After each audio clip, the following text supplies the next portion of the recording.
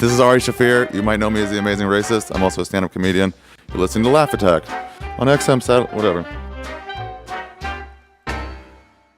All right, welcome to the show, everybody. I'm here with an exceptionally funny dude. You know him from TV, from online, Mr. Ari Shaffir. How you doing, dude? Hey, good. Right on. You must be tired of hearing this by now, but you were, I knew you at first as the Amazing Racist. Yeah. Yeah. How did that come to be? It was actually the people that did it, that put it together, had this idea for like this light version of just some guy who's like a little racist. And they thought it'd be funny to get a Jew. So I think they got Jeff Ross was like supposed to do it. Mm-hmm. But then he couldn't, so they called the Comedy Store, like, do you have anybody that looks really Jewy? And he was like, yeah, Ari. So they called me, and they told me what they want. I was like, that's cool, but how about we do something like super harsh? Like, let's go for it if we're gonna fucking go for it.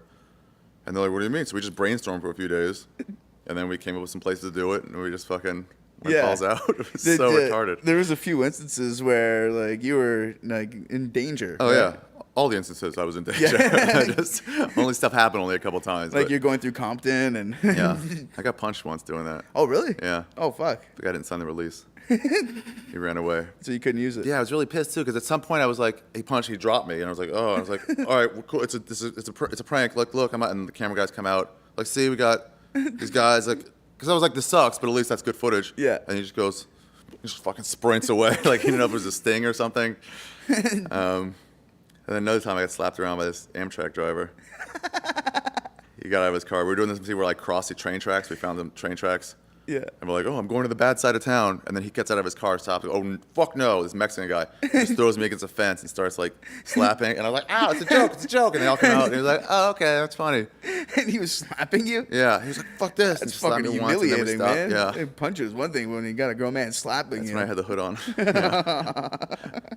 Ridiculous. So has this been a boon to your career, or do people just expect that? Sometimes people just expect that, which is weird, because then it's like, yeah, I don't really, that's just one thing I did. Yeah. You know, took 2 days one summer and then 2 days another summer. It was only 2 days, huh? Or 4 days until, I guess. 4, maybe 5 total, but like it was just like, we did one day, just all day long, and then we did another race the next day, and then the next year they're like, hey, they want to buy some more of them. What like, race? What race was the most challenging?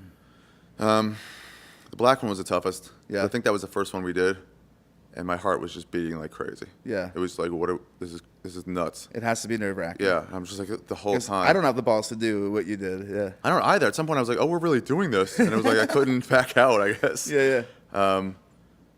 And the Mexican one was kind of easy, but it was the harshest one. Yeah. It's the one that gets me the most death threats. You get death threats for it? All the time. Oh, shit. Letters and stuff. And I would get phone calls. My friend Duncan put my back when before these came out, he put my number on his website. He said, if you prank call my friend Ari Shaffir, I'll give $20 if you record it to the best one. Yeah. He's also, he sleeps between 4 a.m. and 12, so call him between those hours would be better. And no one ever called. But that was on the internet, so when people started Google searching my name, that was like the first thing that came up. You didn't have to click on the link. My number was right there. So I just get all these phone calls, but I loved them. I just had to get a caller ID, so I didn't answer anything I didn't know, but it was just like, people were like, I'll build a deck in your ass, Holmes. I'm like, all right, cool. Come to my neighborhood and try that. You won't get away with your life. I love those. That's my favorite, because I'm like, are you saying your people are inherently more violent than other people? That seems really racist. That's your argument against racism. Laugh Attack.